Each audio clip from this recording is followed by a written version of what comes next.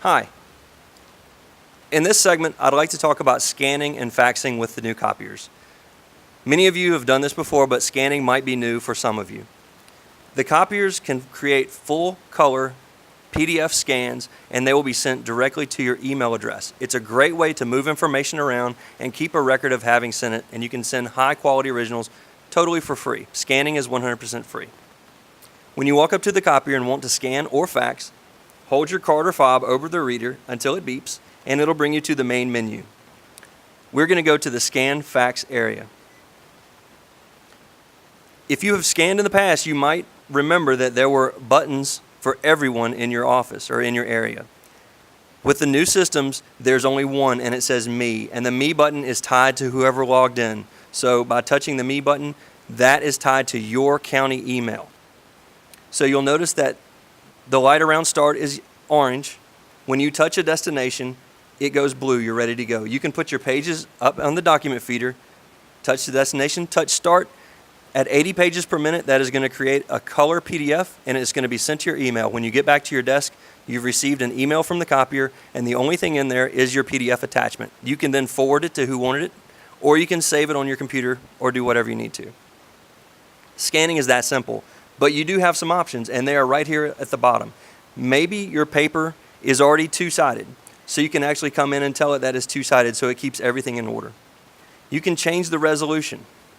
You have scan resolution and fax resolution. So if it's very small writing or it's kind of degraded, you can up the resolution to make sure it stays nice and crisp. The default scan is color because it's free, but you could change that to shades of gray or black and white if you'd like to. The default scan type is a PDF. You really should keep it on PDF unless you have a specific reason to change it. But you can create TIFF files, Windows XPS, PowerPoint slides, and JPEGs. The last button is a place where you can name your file and your scan here. If you don't, it's going to come in with a date stamp of a name, and you can change it at your computer if you'd like. But you can do that here. When you touch this button, it shows you that the file name right now is going to be this long name. By touching the area beside file name, it brings up a keypad. You can use the clear button to clear that name off, and you can type in whatever you'd like, and when you receive your scan, it's whatever you've named it at the other end.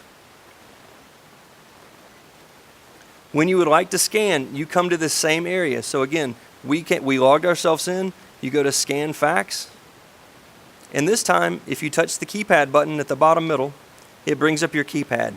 I believe everyone in the county has to dial 9 to get out, so don't forget to do that. But you can type in your fax number here, face up top. You still have the ability to use the first two buttons, so if you need to change the fax resolution, you can do that here. And if your pages are already two-sided, you can tell it that they're two-sided so the faxes come out at the other end. Those two buttons are available for faxing. So you type in your number, touch Start, and it starts on its way. We have set the county up so from most cases, if you've asked, unless you've asked not to, you will receive a report showing you that that fax did go, or if it didn't. If you'd like to check on the fax, you can go to the job list at the top, and that fax will show up here, and it will show you when it connects and when it starts to send. So you can stand and make sure that your fax is going. And again, from this screen, you just touch the job list, and then you can check the status as the fax dials, and then as the fax sends. When you're finished, you just touch Access, and yes, and you've logged yourself out.